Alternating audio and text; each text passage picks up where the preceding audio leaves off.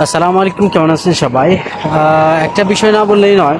একজন সৌদি আরবি লোক, অর্থাৎ আরবীয় লোক, একজন প্রবাসী হোক, সে হোক বাংলাদেশি, পাকিস্তানি বা অথবা অন্য কোনো দেশে, যে কোনো দেশের লোক হোক না কেন, তার উপর কিরকম প্রভাব ফেলতে পারে চলুন একটি ঘটনার মাধ্যমে আপনাদেরকে জানাই।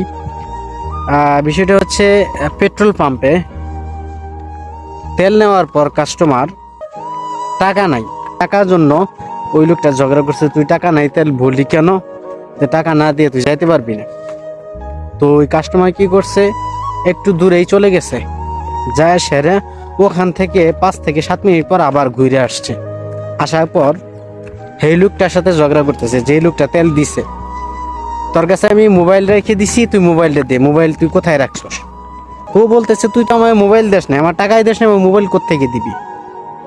তো বারবার ঝগড়া করতেছে, মোবাইল দিবি নইলে তোর খবর আছে, এই সে অনেক কিছু বলতে বলতে তার সাথে মানে এক ধরনের মারামারি শুরু করতেছে, অর্থাৎ তারা থাপড়ানো শুরু করছে, গালে থাপড়াইতেছে, ঘুষাইতেছে, তুই মোবাইল নিছস, তুই চোর। একজন সৌদি, এটা সাধারণত একজন জিদের মধ্য দিয়ে কিন্তু এই কাজটা করতেছে, কেননা ও টাকা চাইছে, টাকা দিতে পারে নাই, ওই ছেলেটা ঝগড়া করছে যে তুই টাকা দিবি না, গাড়ি নিয়ে যাইতে পারবি না। এই জিদের কারণেই তার উপরে এই প্রভাবটা ফেলতেছে ওই সৌদি লোকটা। তারপর তাকে অনেক মারধর করার পর চলে গেছে। চলে যাওয়ার পর আধা ঘন্টা থেকে 1 ঘন্টা পর আবার ফেরত আসছে ওই সৌদি। আইসা বলতেছে যে আমি মোবাইল পাইছি, আমার মোবাইল আসলে বাসায় ছিল, মনে ছিল না, তো তুই আমার ক্ষমা করে দে। এই জন্যই ক্ষমা চাইতেছে, কেননা সে যদি পুলিশটাকে বা তাহলে হয়তো বা তার কোনো সমস্যা হতে পারে, পুলিশে ধরতে পারে, এই জন্যই সে ক্ষমা চাইতেছে।